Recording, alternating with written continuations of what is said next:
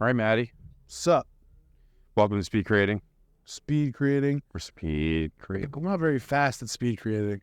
I'm more like a tortoise creator. You've been creating that. Yeah, but I'm just talking. But- wasn't very fast. I mean, the turtle and the hare, the turtle still won. He was more calculated as his approach to things. So. That's true. But you have to talk to Victor pretty slow. So that was really slow. You know what I mean? I mean, you have to stay ahead of him.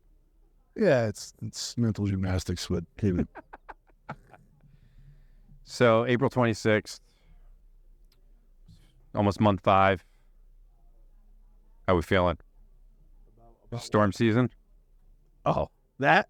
You mean that started yesterday? I guess technically. So Got our first area of interest out there. and then it just dissipated. But that's Kind of exciting though, right? yeah, that's early. I mean, we're gonna have a bad season.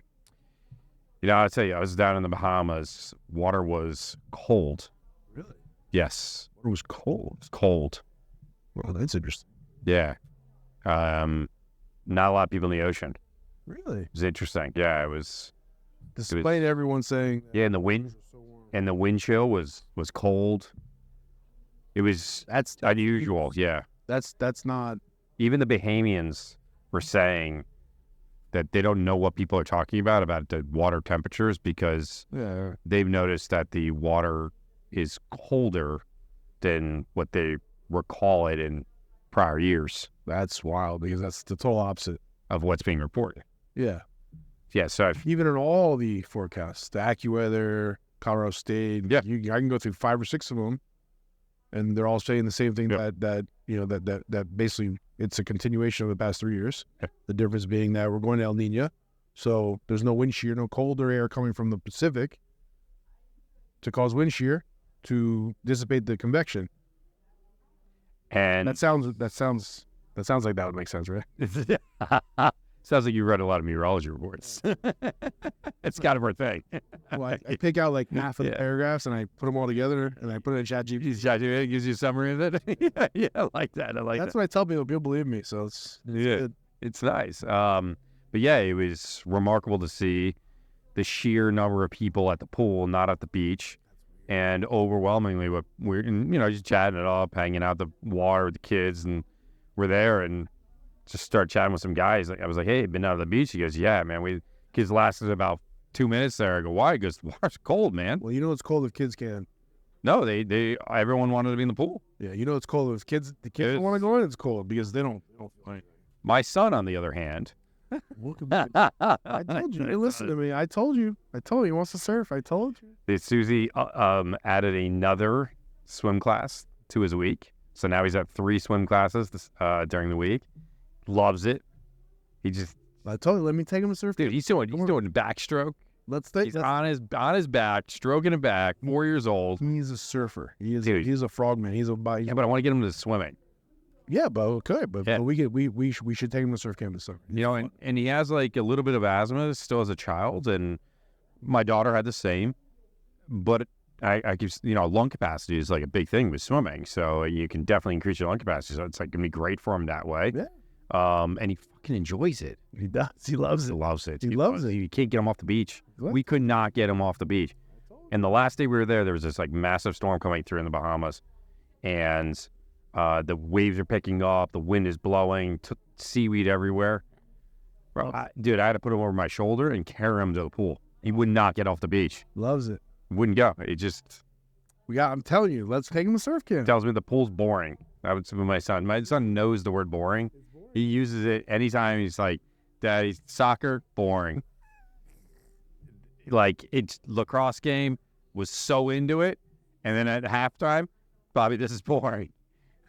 You take him to the beach, the pool, you put him in the pool. Loves it. Never complains. All he wants to do is that and bike riding. He's a fish. He loves the bike ride, loves to swim. The only thing I feel like we're missing there is the run. There you go. There you go. There you go. Yeah. But yeah, I mean, you put him in the water, all different water sports. They'll increase his lung capacity, of course, you know? So I told Susie, we need a lot of like jet boats. So we start doing some like wakeboarding, some, board sports, right? I'd be like, dude, I'd be vicariously living through him because I love that stuff. Just never had the access to it as a child. I mean, I just think, I don't know. My neighbor has one. It's like this ridiculous ski boat. So I'm gonna hit him up this weekend. Good. Yeah, I'm hitting him up. And he's got like 6 boards on the side of the boat. He's got loaded with stuff. And He's gonna love it. He's gonna love it. I'm telling you, surf camp, August. It's a week. We'll take the week off. We'll take him every day. I'm telling you. New Jersey, No, here. Miami, Yeah. they have surf camp. I looked them up. I already found like 3. Really? Yeah. I didn't know. Right here. We'll just go every day. Yeah, well, that's what I'm saying. It's probably 4 days. And it's from like, usually it's like 10 a.m. to 2. He would love it. I know. That's what I'm saying. Let me take him. Let's go. I love it. I'll get in the water. I'll go. I would love it. Yeah. All right, Come yeah. on. Let's do it. That'd be fun. Yeah. He'll go crazy because those boards, the boards they learn on are huge, right? Yeah, longboards. He's actually going to surf. Like, it's not going to be like him fumbling around and stuff. No, They it's put easy up, to get use, up on. Yeah, they use the big ones because they want them to get. yeah. I'm sure they go alongside of them. They hold it. They get teach him on it. how to push off yeah. and stand up and do all that, and it's stable. So then eventually he'll get to the place where he's has those Small board, the short boards. Yeah, yeah. Did a couple. Did a little shortboarding in Hawaii actually. The one time I went to Hawaii, and it didn't go well. Didn't go. Serving Go, is a different. dude. The longboard, crushing it. I love paddleboarding. I love longboard surfing. Everything else. Those short boards are tough. Yeah. Just pure balance. Yeah. Like it's almost. I don't know how to explain it because like snowboarding. He's close to it. Totally different. Close to it, but like in the idea that you have to be on edge. Like you can't just like get like quiet and relaxed on a board like a snowboard, and you're gonna catch an edge and like eat shit. Yeah. I would say that this is another level above that because you literally have to be locked in, moving in the water. You cannot relax. Yeah. And then you watch these guys in those videos like look like they're relaxed. Yeah. They're not. No, they're just used to it. They're so used. It's just like it's like walking. to them. Yeah. Running, jumping, like it's just normal. They grew up on the board, They're just used to it. Yeah. Yeah. Totally different. But yeah, we should take them. and you got to use the longboards and the short waves. So the small waves. Yeah. It's fun actually. I don't look that good in bright light. It's in a good location. We'll have to plan that better next time. So how did you think tonight went? I think tonight was amazing for the fact that we had a group of people that were very engaged and interested in the information that was being discussed.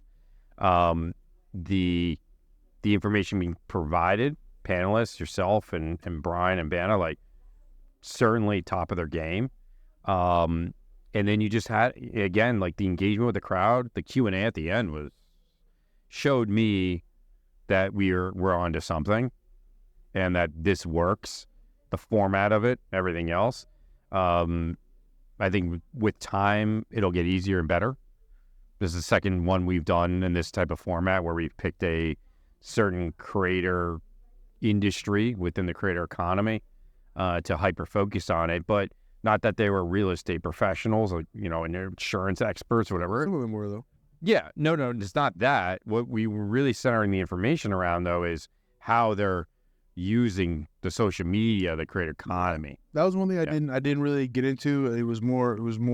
Well, I was also in the Q&A and the moderated panel, answering the questions and joining in the discussion that we were having. Obviously, Yeah. The one thing that I didn't get into, I think would have been a differentiator is how we at Global Pro, how we've been using. I mean, that's where it all started. This all started because of the pandemic, and we jumped into making sure we could connect with people and do it. Like, and I don't think I got a chance to do that, and that's also probably my fault because I was trying to also alongside of Banna and Brian, like try to fit in somewhere because I hold them in very, very high regard, and then so. But the one thing I would add for me, looking back, is we'll talk a little bit more about that to give them that kind of understanding of how it happened. The girl at the end that asked the question about, basically to summarize her question, paraphrase her question, she was asking like about failure. She was asking about, well, what happens if it doesn't work, right? And like, what should I do and this and that? And that's a vulnerable position to be in. And then ask a group of strangers, like, what I think is a big thing, But this is all like a culmination of a lot of stuff that was started in the pandemic. 150. It was on the board to start doing some content. Then we got forced, and then I remember back the first few times stood behind my stand-up desk with my monitors, and I had a whole script. I'd written out every point that I was going to cover. I was so detailed in my whole approach to the thing. And then it got to a point where it was just like, all right, you guys ready? What are we talking about? You just sit down and just start flowing with it. And then we tried different things. You remember we had the Battier thing. We had UD on. We started doing social events using the live streaming and events. I think, I wish you would have talked about it. It's actually, now thinking about it, it's like that. Because I think I think about it. And I think that is such a differentiator from you and Bana and Brian on the panel.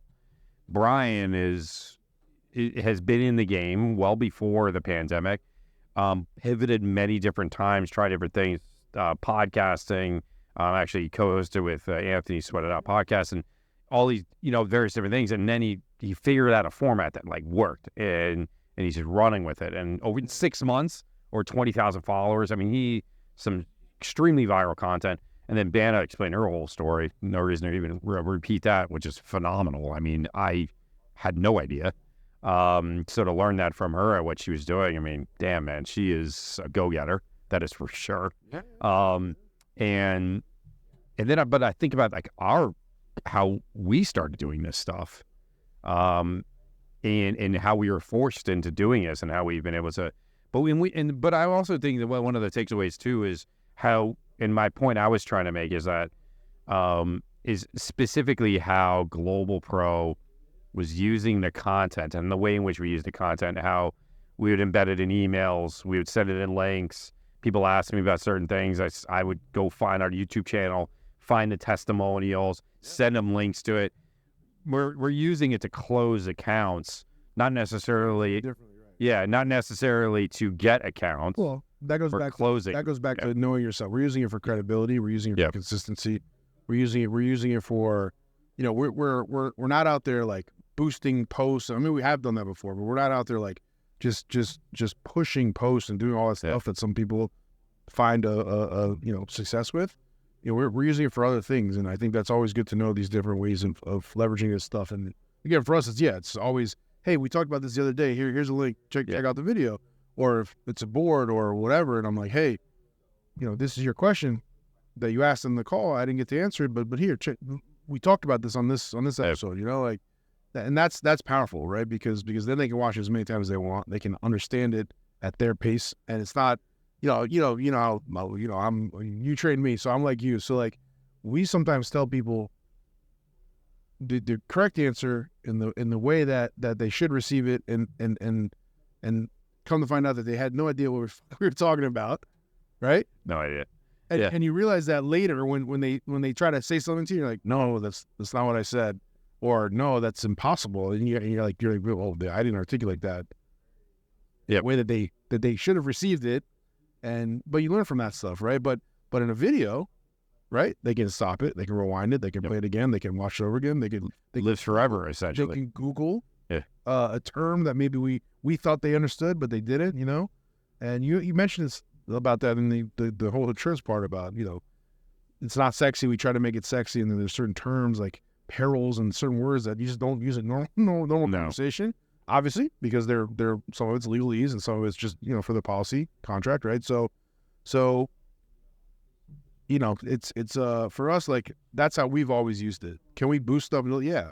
Can we do stuff that Brian and Bana are doing? Yeah. I mean, we've done that stuff, obviously, right? But maybe that's the next iteration. Maybe that's where we have to move to. People in our industry are starting to do it a lot, and I think we've seen a lot of people have some success with it.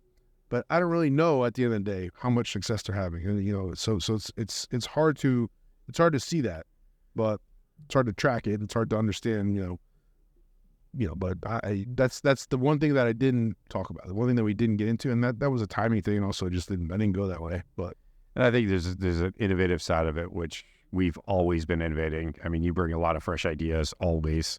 I think Global Pro historically has always been innovative, and in that regard, in our approach to pretty much everything. So I think having been forced to do more content online where it was like kind of an idea on the board. But I was like, oh shit, we actually have to do this. Like we literally have to do this, guys, or Yeah. we're going to be irrelevant in a year.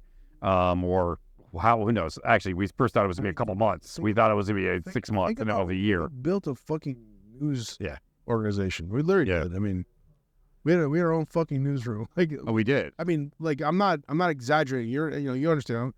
Like, think about the stuff that we did at the studio. We had a full-time videographer, a dude who did high-end production like in a wraparound desk with multiple monitors, all this audio gear. yeah. And I think about like what we had then and what we have now to create essentially the same. Yeah, we had to learn. We had to learn It was unbelievable. about that. Yeah, Think about that. But it's not that long ago. not at all. It didn't take that much time to Not get at it. all. It was just consistency, and we have to do this, and we just keep going. And we figure it out. This is a And tough one. after like the 15th camera and the 15th microphone, like you figure it out, right? then we found Restream. And like it was like Yeah, like, you're never gonna do that unless you do it. Yeah, but there's no way to figure it out unless you do it. and how many fucking YouTube videos did we watch on how to do production and everything else? Bro, it just showed me that a lot of those guys out there, the clickbait, they're like got all these things, full of shit. Yeah. I mean, if I showed you where we started and what we're doing now, I mean, it was like showed it to anyone else. It was like it's so completely different. And there's a lot of talk out there, and a lot of guys that come from the production industry that try to apply their skill sets to the creator economy, and it just doesn't translate, and they overcomplicate things. They're doing so many things that just are not necessary for this type of content. And I think we figured that all out very quickly. Certainly Global Pro honed in on that, and we've tried different formats of things, but like just the way in which we produce, collect, distribute. I mean, how many fucking applications have you used to not only help you create the content, but also distribute the content and scheduling it? And all that stuff. And you tried using this and that, and the Monday.coms, the Hootsuite, I mean, I could go on, and Restream, I think we had, I think we had like 5 or 6 stock image and video and audio accounts at one point on so many different sites. Shutterstock, Envato, Envato Elements, Adobe. We had 5 Adobe accounts for some reason. Yeah. I'm not gonna name names here. Yeah. Brandoni, Macaroni, and Cheese. Yeah. Who's literally in charge of that at that moment, that time. Yeah. But we had 5 licenses for some reason, which are not cheap. But we figured it out. We figured it out. We got good content. So, all right. Wrap on this. Are we done? Yes. I'm tired. Starving. I'm starving.